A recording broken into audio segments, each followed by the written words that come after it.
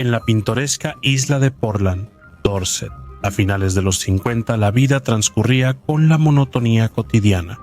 Pocos sabían sus habitantes que su tranquilo enclave pronto se convertiría en el epicentro de un drama internacional de espionaje. En esta historia de traición hay dos espías británicos enamorados, un agente de la KGB haciéndose pasar por empresario canadiense y dos comunistas estadounidenses que fingían vender libros antiguos.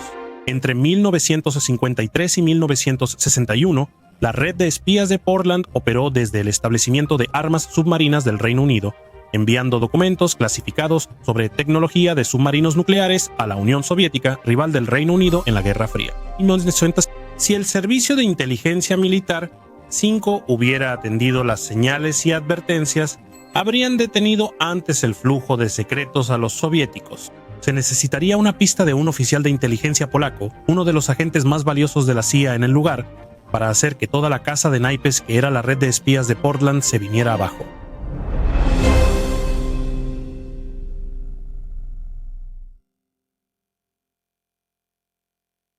En 1960, los británicos recuperaron prominencia naval con la tercera flota más grande del mundo. La nación estaba por lanzar su primer submarino nuclear, el HMS Dreadnought.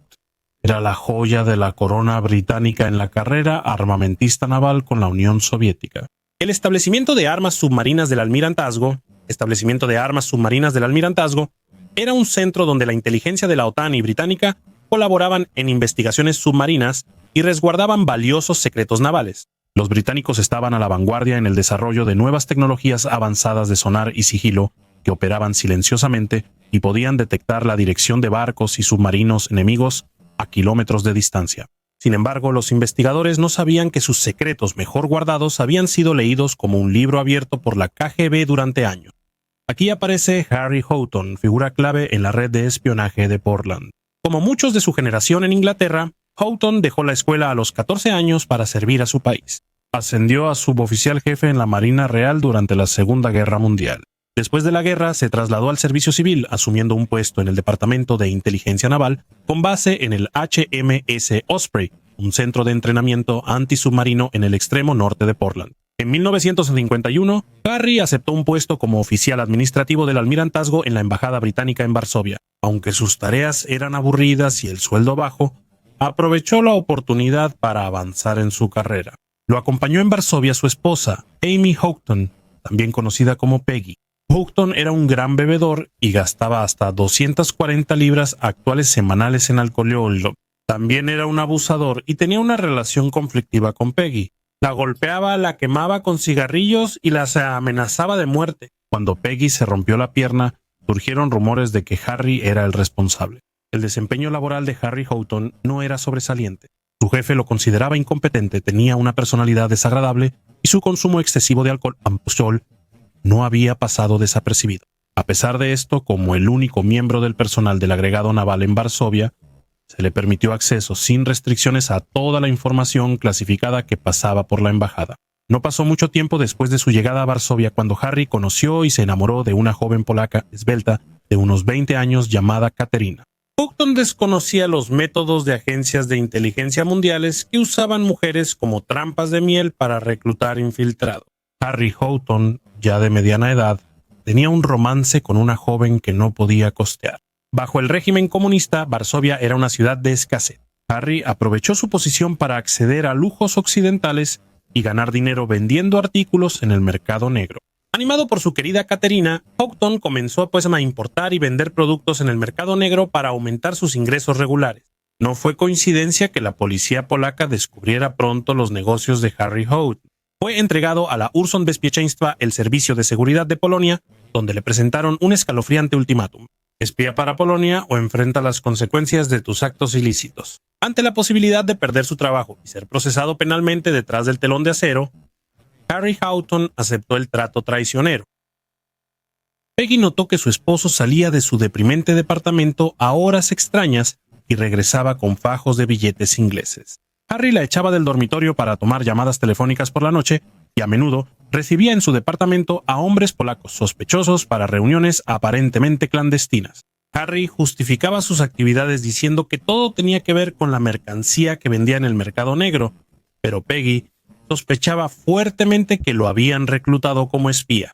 En 1952, Harry Houghton fue despedido de su trabajo en la embajada y enviado de regreso a Inglaterra. Antes de dejar Varsovia y a su amada amante Katerina, se reunió una última vez con sus contactos polacos de espionaje y se acordó que sería entregado a nuevos jefes, la KGB. A pesar de sus evidentes problemas personales y su actitud indiferente hacia el trabajo, Houghton fue reasignado a la instalación de investigación altamente secreta dentro de la base naval británica en Dorset. Pasaría los siguientes 7 años en el establecimiento de armas submarinas del almirantazgo en Portland, divulgando los secretos navales más importantes de Inglaterra a la KGB. Mientras esperaba en Londres su siguiente asignación, Houghton no perdió tiempo en establecer contacto con la inteligencia rusa. Antes de salir de Varsovia le dieron el nombre de un contacto ruso y pronto se reunió con él en un pub de Earl's Court. Tras ser reclutado como agente local para la KGB, Harry recibió una cámara Minox en miniatura, famosa durante la Guerra Fría por su uso en agencias de inteligencia global. En el establecimiento de armas submarinas del almirantazgo, Harry fue inicialmente confinado a áreas menos sensibles y tenía poco acceso a información clasificada. Sin embargo, aprovechó los cambios de personal en la hora de comida para entrar a la bóveda con los documentos más clasificados. El enfoque laxo de la instalación respecto a la seguridad era tal que se permitía a los empleados llevarse documentos clasificados a casa por la noche como tarea.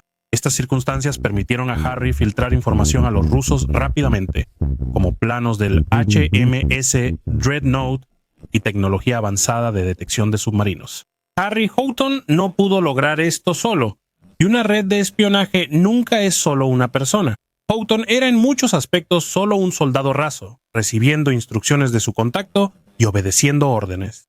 Gordon Lonsdale, empresario canadiense y comerciante de máquinas de discos y juegos de azar, o al menos esa era la identidad que adoptó. Su verdadero nombre era Conan Molady, y era un oficial de inteligencia soviético. Molady nació en Moscú en 1922, pero a los 12 años fue enviado a California para continuar su educación. Regresó a la Unión Soviética en 1938, tras aprender inglés y adaptarse a la cultura estadounidense.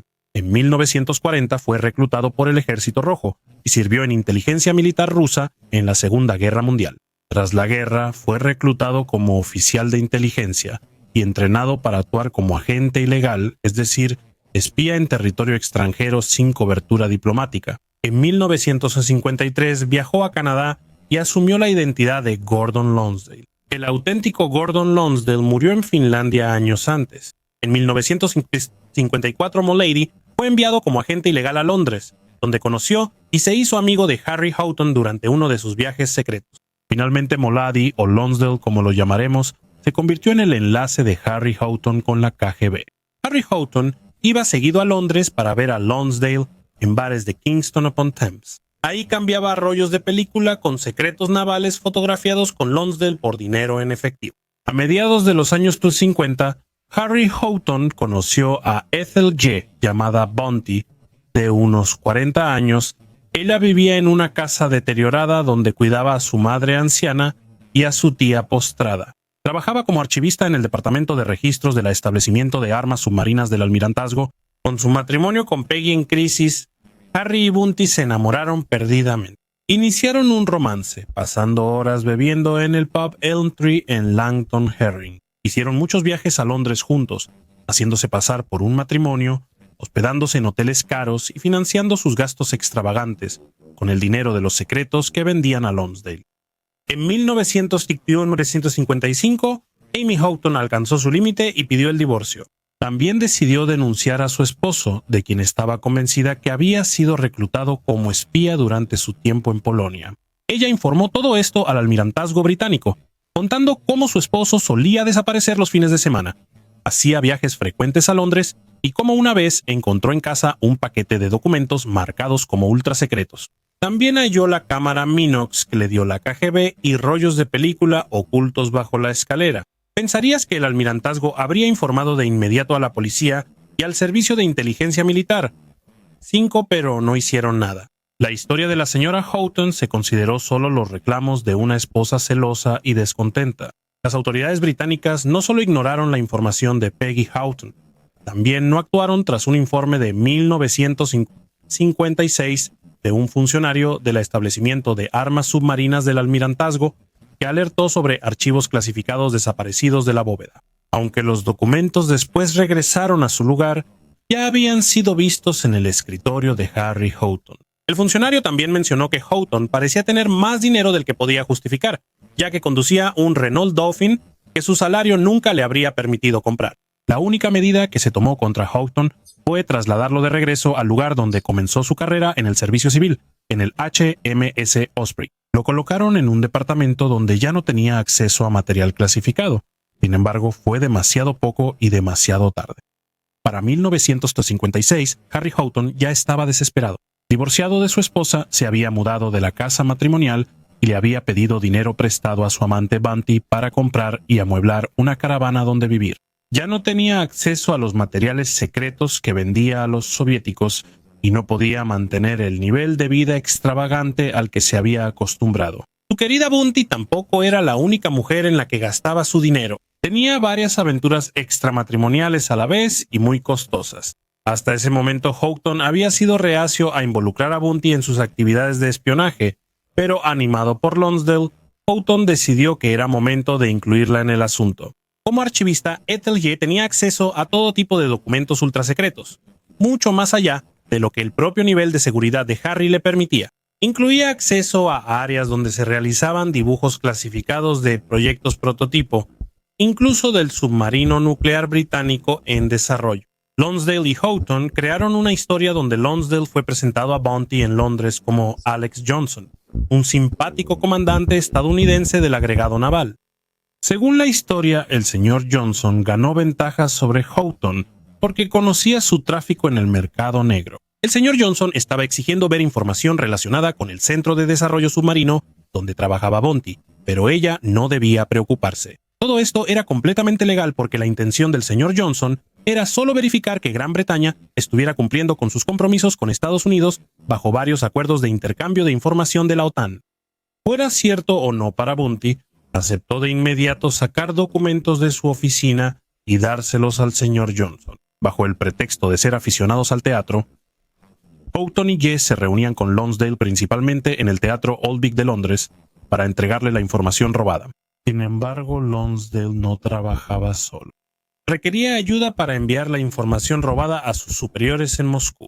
Aquí es donde Helen y Peter Kroger entran en escena. Eran alias que ocultaban la identidad real de la pareja, los comunistas estadounidenses Lona y Morris Cohen. Morris participó en la Guerra Civil Española y después fue reclutado por la inteligencia soviética. Lona, su esposa, fue mensajera para los soviéticos durante el Proyecto Manhattan de Estados Unidos.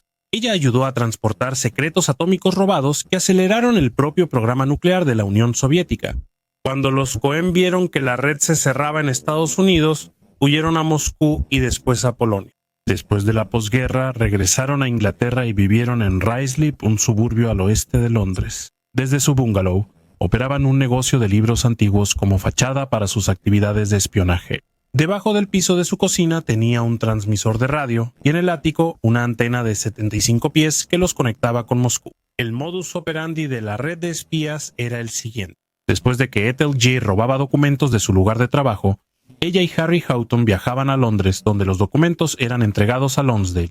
A su vez, él entregaba los documentos a los Krogers en Ruislip. Helen Kroger convertía los diagramas y datos en microdots, codificaba el texto y lo transmitía por radio de onda corta a Moscú.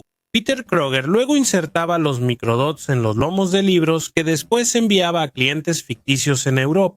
Con una libreta de un solo uso, los Kroger enviaban rápidas transmisiones de radio a Moscú para alertar a la KGB sobre próximas entregas. La red de espías de Portland funcionaba como una máquina bien aceitada. Si el almirantazgo ignoró todas las advertencias sobre la posible labor de espionaje de Harry Houghton para los soviéticos, ¿qué se necesitaría para que las autoridades finalmente lo tomaran en serio? En la primavera de 1958, el embajador estadounidense en Berna, Suiza, recibió una misteriosa carta. Dentro del sobre había otro sobre, esta vez dirigido al jefe del FBI, J. Edgar Hoover. La carta estaba en alemán y firmada como Heckenschütze, que significa francotirador. Aunque iba dirigida a su destinatario, la carta fue entregada a la CIA. En los meses siguientes, el autor de la carta entregó secretos soviéticos a las autoridades de Estados Unidos, siendo llamado Vision por la CIA y francotirador por el FBI. Su mejor suposición era que el corresponsal anónimo era un alto miembro de los servicios de inteligencia polacos y posiblemente también de la KGB. Inicialmente tratado con cautela, como lo eran todos los desertores o topos soviéticos voluntarios, pronto se hizo evidente que la información proporcionada por francotirador era genuina. Entre los secretos que compartió con la CIA y el FBI estaba la impactante revelación de que había 2 topos trabajando para los soviéticos en Gran Bretaña. La pista decía que uno de los espías trabajaba para el servicio de inteligencia militar, 6, y el otro dentro de la Marina Británica. La inteligencia estadounidense compartió esta información con el servicio de inteligencia militar, 5, que nombró a los espías desconocidos como Lambda 1 y Lambda 2. Lambda 1 resultó ser Jorge Blake, comunista y agente doble soviético infiltrado en el servicio de inteligencia militar. 6. Después de que lo descubrieran en 1961, fue sentenciado a 42 años de prisión, pero logró escapar audazmente de la prisión de Wormwood Scrubs y huyó a la Unión de Repúblicas Socialistas Soviéticas. La información proporcionada por la fuente soviética sobre Lambda 2 era mucho más escasa. La identidad del espía no se estableció al principio. En marzo de 1960, Sniper envió otra carta por el buzón muerto de la CIA en Berlín Occidental. Ahora se dio más información sobre Lambda 2, como que filtró el manual secreto de inteligencia naval y que su nombre podía ser Hupkiner, Hapkiner o Huppencourt. En mayo de 1960, todas las pruebas señalaban a Harry Houghton como el topo soviético. Pronto se conectaron los puntos y Ethel G. fue identificada como cómplice de espionaje. El almirantazgo británico finalmente admitió, a regañadientes, que habían sido gravemente comprometidos. El Servicio de Inteligencia Militar, 5 bajo el oficial Charles Elwell, investigó a Houghton y a G. usando los criptónimos Reverberate y Trellis. Los vigilaron constantemente y colocaron micrófonos secretos en su casa. Pronto se observó que la pareja hacía frecuentes viajes a Londres para reunirse con un personaje misterioso y extravagante que se sospechaba era su contacto. Este hombre no era otro que Gordon Lonsdale. El Servicio de Inteligencia Militar. 5 decidió que era demasiado pronto para arrestar al trío, así que pasaron meses mientras se reunían pruebas y los sospechosos de espionaje eran vigilados y seguidos de cerca. Jugando a largo plazo, el Servicio de Inteligencia Militar 5 esperaba que la observación continua los llevara a otros espías en la red de Lonsdale. En agosto de 1960, Houghton y G fueron seguidos a Londres, donde entregaron un paquete a Lonsdale y recibieron algo en una bolsa de plástico. Luego, el Servicio de Inteligencia Militar 5 siguió a Lonsdale hasta una sucursal del Midland Bank, donde guardó una maleta y el paquete en una caja de seguridad. Ahora era el momento para que el Servicio de Inteligencia Militar 5 interviniera. Por orden de su director Roger Hollis, el contenido de la caja de seguridad se registró en secreto el 17 de septiembre de 1960. Lo que encontraron fue un equipo de espía, 2 cámaras, una Minox miniatura y la otra fabricada en Alemania Oriental, y un encendedor Ronson que ocultaba bloques de uso único. Todo se fotografió y se regresó a su lugar. Las autoridades canadienses entregaron una copia del pasaporte de Lonsdale, confirmando la sospecha del Servicio de Inteligencia Militar 5 de que era un ilegal, es decir, un agente extranjero con identidad falsa. Aunque intentaron ocultar que la caja de seguridad de Lonsdale fue registrada, él de alguna manera se enteró. Tras el registro, el Servicio de Inteligencia Militar 5 detectó mensajes de radio de Lonsdale a Moscú que no lograron descifrar. Después de eso, Lonsdale desapareció del mapa. El Servicio de Inteligencia Militar 5 temía que Lonsdale supiera que descubrieron su tapadera y hubiera huido a Moscú. Aunque Lonsdale sí hizo un viaje de regreso a Moscú para reunirse con sus jefes de espionaje en el edificio Lubyanka, volvió a aparecer en Londres para octubre de 1960. Los relatos sugieren que, a pesar de que la KGB sabía que su tapadera había sido descubierta, le ordenaron regresar a Londres bajo la promesa de que si llegaba a ser arrestado, la KGB se encargaría de asegurar su liberación de la prisión, pasara lo que pasara. Lonsdale recibió el nombre en clave Último Acto y fue vigilado constantemente. Usando las fotografías de las libretas de un solo uso de la caja de seguridad, el Servicio de Inteligencia Militar 5 pudo descifrar los mensajes codificados que Lonsdale enviaba a Moscú usando su transmisor de radio. También se le observó haciendo visitas regulares a Cranley Drive en Ruislip. Al entrevistar vecinos, el Servicio de Inteligencia Militar 5 supo de Peter Kroger y su esposa Helen, supuestos vendedores de libros antiguos. Por recomendación del superintendente de policía local, el Servicio de Inteligencia Militar, 5 se puso en contacto con Bill Search. Vivía convenientemente frente a la salida del pasaje hacia Cranley Drive. Desde la ventana del piso superior, los agentes del Servicio de Inteligencia Militar 5 veían toda la calle. Bill y su esposa Ruth, que vivían con sus 2 hijas adolescentes, permitieron que el Servicio de Inteligencia Militar 5 instalara un nido de espionaje en una habitación del piso de arriba llamada cobertura de polvo. Al iniciar el año, la red se cerraba, pero el 5 de enero de 1961 se decidió extender la vigilancia 3 meses más.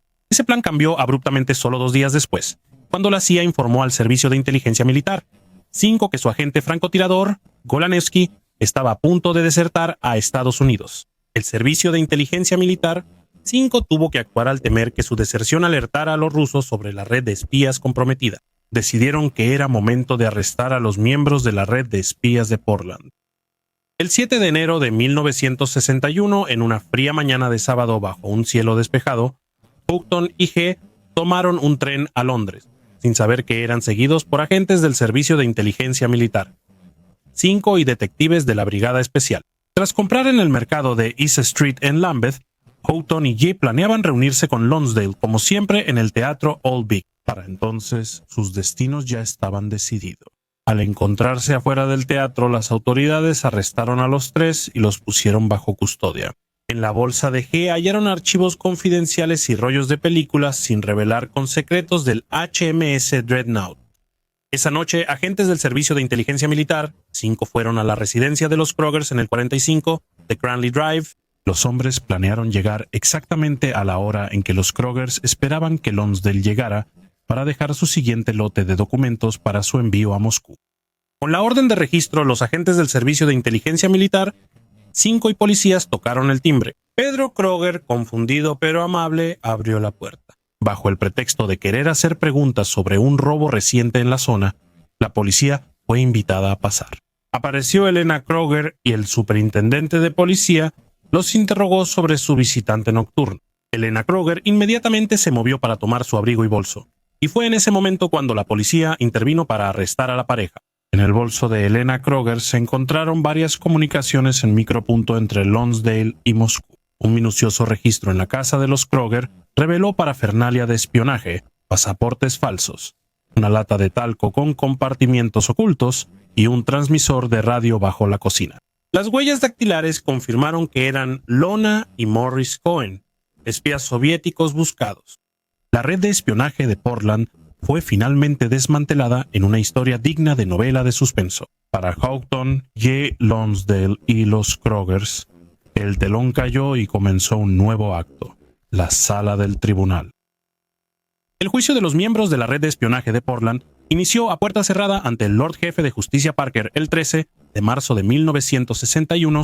Harry Houghton argumentó que fue golpeado y amenazado por agentes polacos y rusos y que espiaba para proteger a su esposa y amante. El juez desestimó rápidamente esto y sentenció a Houghton a 15 años de prisión. La historia de Ethel G. era que solo había conocido a Lonsdale como el comandante estadounidense Alex Johnson y que solo actuó por amor a Harry Houghton, sin saber que estaba haciendo algo malo. El juez determinó que la defensa de G era solo mentiras y la sentenció a 15 años. Los Krogers se negaron a subir al estrado para declarar en su defensa, manteniendo su versión de que eran inocentes, atrapados en las maquinaciones de otros. Sin embargo, las pruebas contra los Kroger eran abrumadoras después de que se reveló que eran Morris y Lona Cohen, buscados por sus crímenes en Estados Unidos por el FBI. La multitud de artefactos de espionaje y los pasaportes canadienses falsos encontrados en su casa fueron suficientes para que cada uno fuera sentenciado a 20 años de prisión. En cuanto a Gordon Lonsdale, su verdadera identidad no había sido descubierta cuando comenzó el juicio, así que fue juzgado bajo su nombre falso. También se negó a subir al estrado y permaneció hermético. Su única declaración fue que los Krogers no sabían nada sobre actividades de espionaje y, como atenuante de su sentencia, dijo que al menos no había traicionado a su propio país. Los jefes de espionaje de Moscú de Lonsdale habrían estado complacidos con su desempeño. El tribunal determinó que él era el cabecilla de los espías de Portland, por lo que recibió la sentencia más severa de 25 años. El juicio resultó en una victoria pírrica para el Servicio de Inteligencia Militar 5 y el gobierno británico. Las revelaciones sobre las actividades de la red de espías de Portland marcaron un nuevo punto bajo para la inteligencia británica tras las deserciones de Guy Burgess y Donald Maclean. En 1951, no sabían que caerían aún más bajo tras el arresto, meses después, de Jorge Blake, el otro agente doble británico que trabajaba para los soviéticos, identificado por el agente francotirador. Después, el infame agente doble Kim Philby desertó a la Unión Soviética en 1963. Durante décadas, la inteligencia británica y sus instituciones habían sido comprometidas y engañadas por la KGB. El secretario del Interior británico, Rab Butler, anunció la investigación Roma para analizar cómo se contrató a Houghton IG en el establecimiento de armas submarinas del Almirantazgo.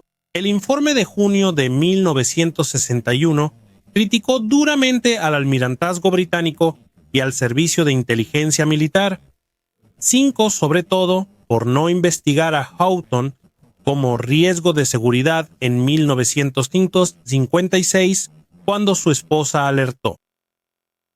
En cuanto al destino de los espías de Portland, Gordon Lonsdale cumplió solo unos pocos meses de su condena. En noviembre de 1962, el empresario británico Greville Wynne fue arrestado en Budapest. Actuaba como mensajero del doble agente soviético Oleg Penkovsky, coronel de la Dirección Principal de Inteligencia rusa. Cumpliendo su promesa, el gobierno soviético negoció un intercambio de espías con sus homólogos británicos. El 21 de abril de 1964, Lonsdale fue trasladado rápidamente de la prisión de Winson Green a Alemania Occidental, donde fue intercambiado por Greville Wynne. Conan Mullady falleció repentinamente en octubre de 1970 tras sufrir un derrame cerebral durante un picnic familiar. En un homenaje póstumo, el gobierno soviético lo honró con un sello postal en 1990. Mientras tanto, los Krogers se vieron envueltos en otro intercambio de espías en octubre de 1969, esta vez por Gerald Brooke, un británico encarcelado en Rusia por cargos inventados. Fueron recibidos personalmente en Rusia por Yuri Andropov, el presidente de la KGB, quien les entregó la Orden de la Bandera Roja. Más tarde, los Krogers, héroes de la Federación Rusa, fueron inmortalizados en sellos rusos en 1998. Elena Kroger falleció en diciembre de 1992 y Pedro en junio de 1995, a pesar de recibir las sentencias más indulgentes. Harry Houghton y Ethel G. pasaron el mayor tiempo tras las rejas. Pudieron mantenerse en contacto en prisión y, tras su liberación en mayo de 1970, retomaron su relación. Se casaron en abril de 1971. Ethel G. falleció en 1984, seguida un año después por su esposo, Harry Houghton, en 1985. En 2017 y 2019, los archivos nacionales británicos publicaron documentos antes clasificados sobre la red de espionaje de Portland. Fue hasta entonces que se reveló por completo la magnitud de las fallas de la inteligencia británica. Fue una confesión que resaltó la gravedad de la negligencia, un ¿qué hubiera pasado si?, que quedó en el aire como el humo de un arma disparada. Si las autoridades hubieran actuado antes y seguido la pista de la exesposa de Houghton, quizá la historia sería diferente. La retrospectiva no puede cambiar lo sucedido, y el pasillo en Dorset será recordado como el hogar de la famosa red de espías de Portland.